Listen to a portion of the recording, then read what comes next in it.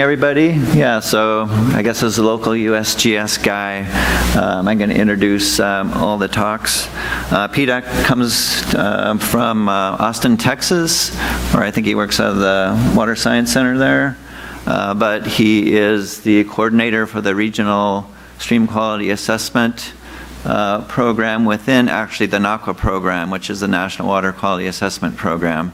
NAQUA's kind of evolved over the years, and this is one of the new incarnations of the program. So, Pete?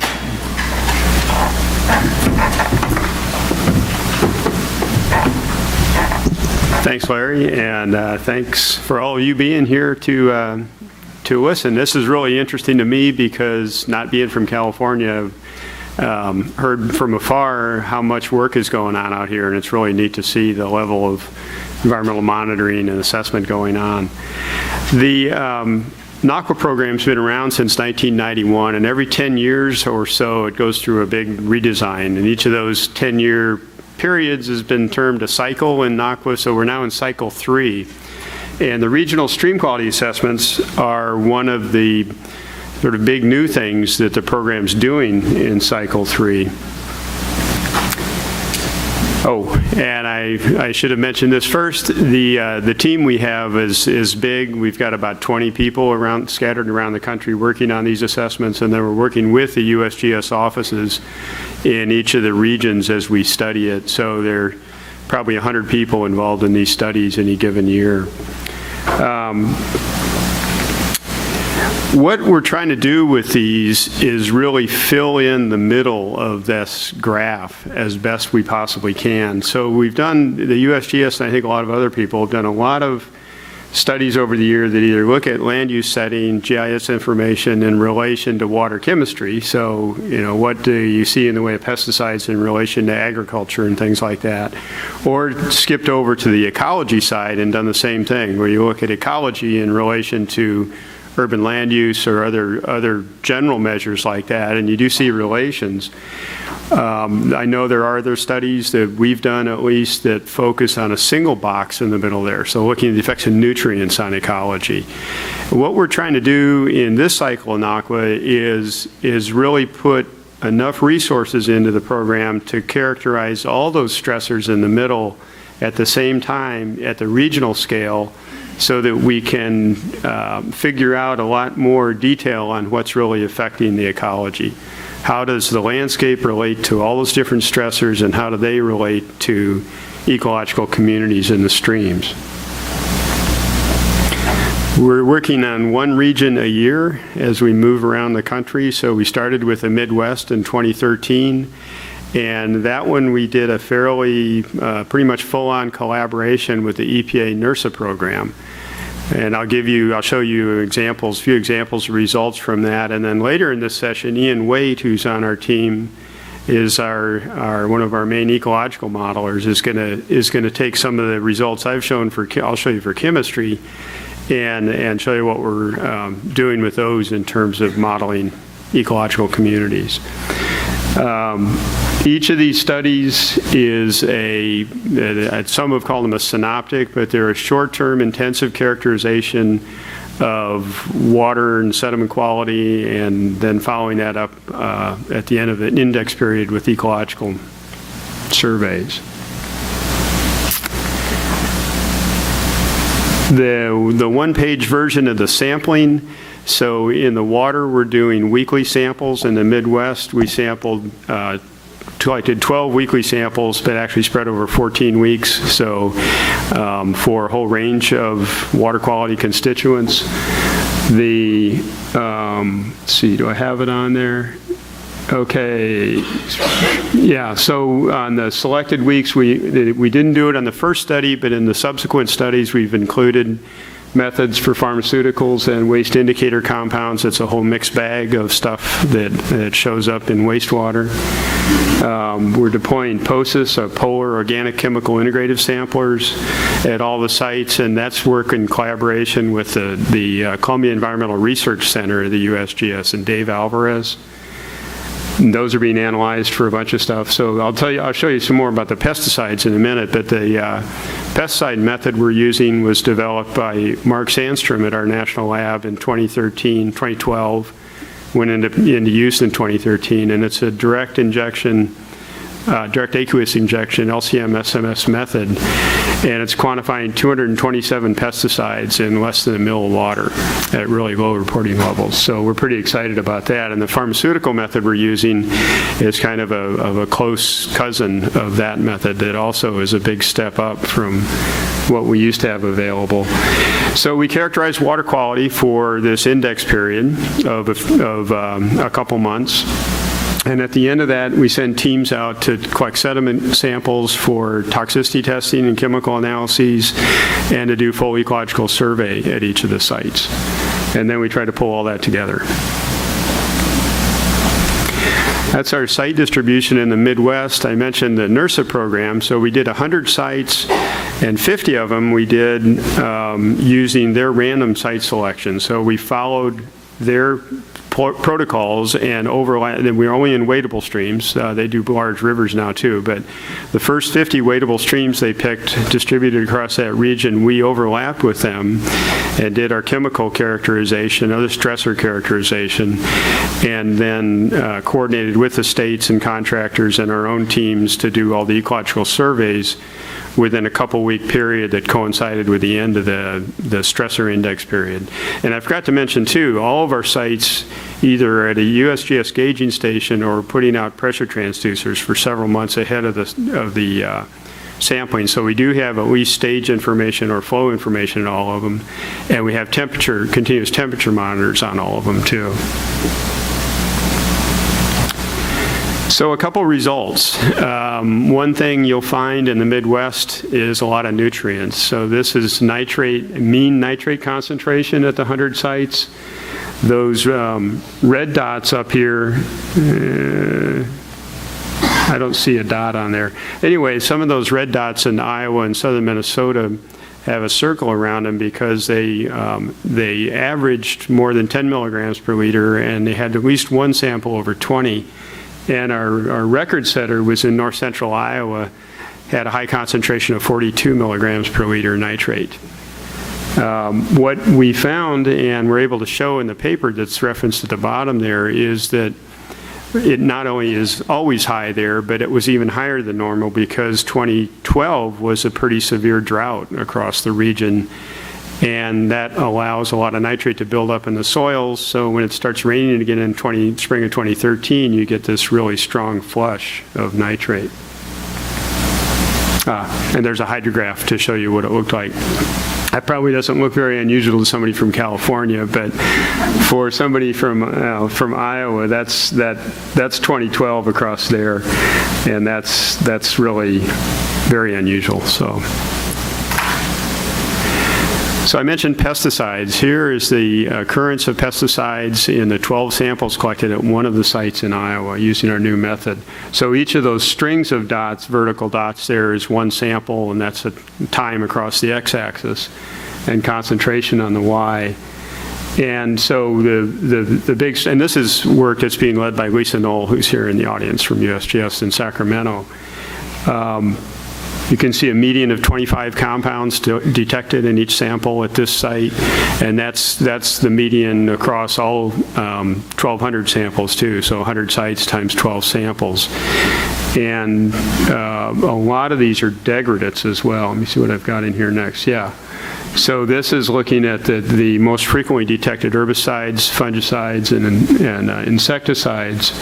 A couple to point out. So, and these bars are color-coded by whether the site was an urban site, a moderate to high agricultural site, or low ag. There's not really reference, but the green bars are the lowest intensity ag we could find in the region. I think I've got, yeah, okay. A couple things. There's a little D in parentheses if you can see it. That means that compound is a degradate. And so over half of the compounds in our method are degradates. So we're getting a lot better characterization of those than we've been able to do in the past. Another one to point out is the top bar up there on the insecticides is imidacloprid, one of the neonicotinoids that are in the news a lot these days. And it was detected in over 80% of the urban samples. It also not only the most frequently detected insecticide, but it accounts for the large majority of the sum of all the parent insecticides. So it's accounting for about 90% of the total insecticide load in these streams. In this method in 2013, that was the only neonicotinoid we had in our method, but they have modified it now, so when we're doing our study here in California this year, we'll be able to pick up the rest of the neonicotinoid insecticides.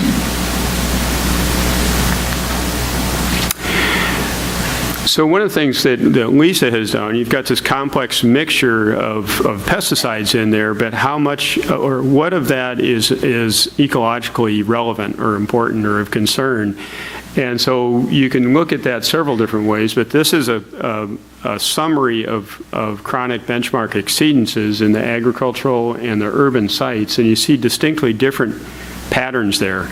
And you also see that it's only a fairly small number of compounds that are causing most or all of these exceedances. So in general, it's the herbicides in ag settings that are much more dominant and much more of concern, and the insecticides in the urban settings. And there they are. So I mentioned the POSIS. The POSIS are deployed for about 5 weeks towards the end of the index period. So we deployed them in the Midwest in early June, and then picked them up at about the 1st of August when the ecological surveys were done. And so they're integrating occurrence of pesticides in this case, and we're now analyzing the newer ones for pharmaceuticals as well. And so they give you some idea of chronic exposure. They also are very sensitive. So we detected a median of 62 different pesticides in the POSIS samplers across the region. And I think the minimum detected in any one site was something like 26 or 28 compounds. So, part of the reason you can see complex mixtures is the method you use, and between that and the fact we're in this heavy ag area, we're seeing a lot of chemicals. This is the occurrence of pesticides in the POSIS samplers in comparison to water samples collected over the same time period, discrete water samples. One thing I do want to mention, let's see, do I have it highlighted? Yes, is among the insecticides in the POSIS, we picked up those two compounds with the arrows on them frequently, and those are degradates of the pyrethroid insecticides, of 4 different pyrethroids. And those turn out to be really important stressor metrics in the ecological models that Ian is running. And he can show you that in a minute, I think. Highlighting 2 other types of results. So in the southeastern U.S., this is our site distribution, and there we focused much more on an urban gradient. There is a lot of ag in the southeast, but it's mostly down in the coastal plain. That's the orange colors on the background map that are outside of our study area. So down there, it's much more of an urban focus. We added, starting in the southeast, some work with microcystins, and this paper came out a few months ago. A lot of the work over the years with microcystin and other harmful algal toxins has been focused on lakes or other large water bodies like the Ohio River and places like that. Not a lot of work in headwater streams, small headwater streams. And we did find them 39% of the streams had detectable microcystin in the southeast. Since the southeast, we did just a reconnaissance survey there, a one-time sample at all the sites.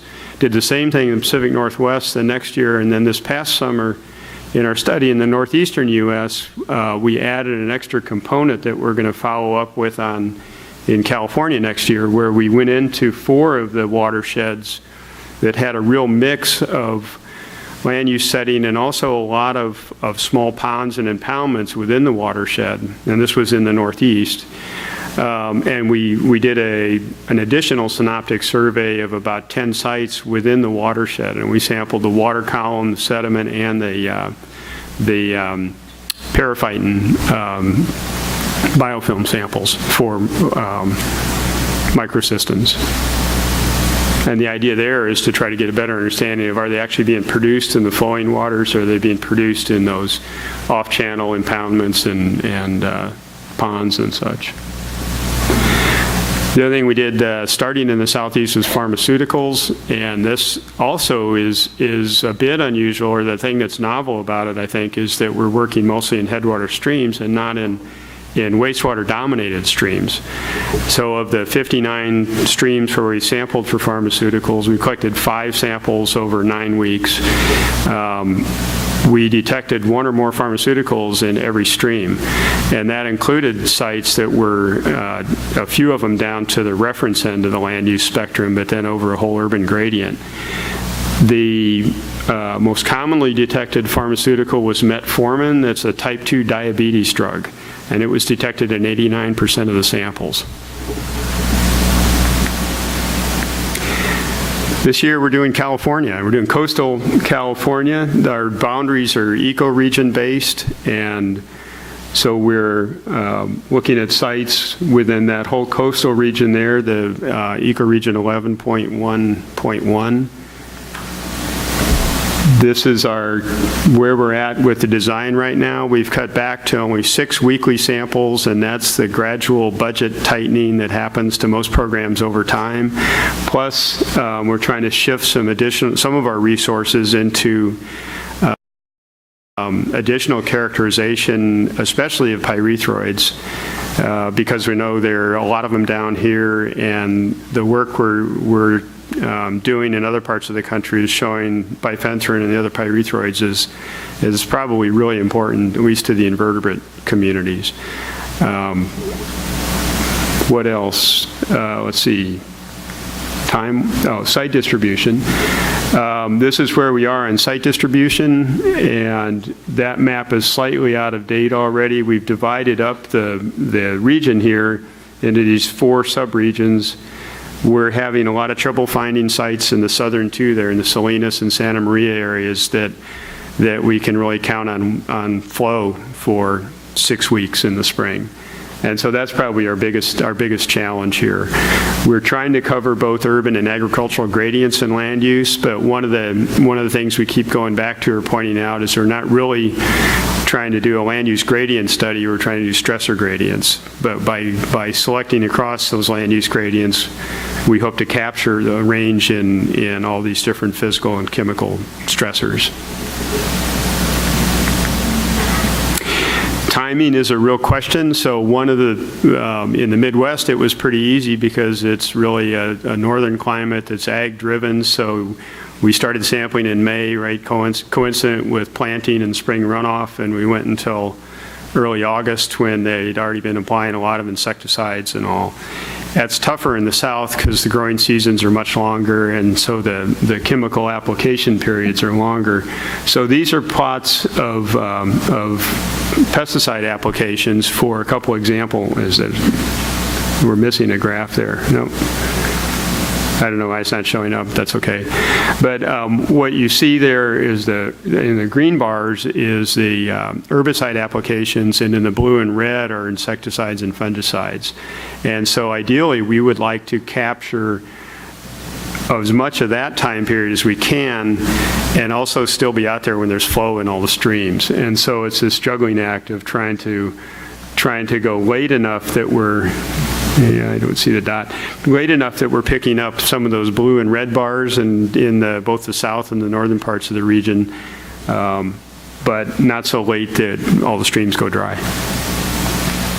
And so this is the timeline we're looking at right now. We're thinking we'll start the sites in the southern part of the region 3 weeks earlier than in the north, and sample over March, really March and April. And then well, you can see the timelines for the ecology and sediment chemistry there.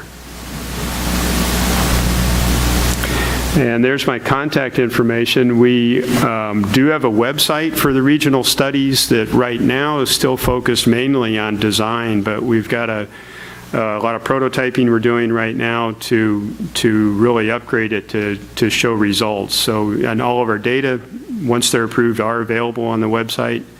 There's a data downloading app on there. And we, hopefully within a few weeks, will put up our first versions of the results maps and graphs and scoring of metrics at sites and all that stuff. And be happy to take any questions if we have a minute.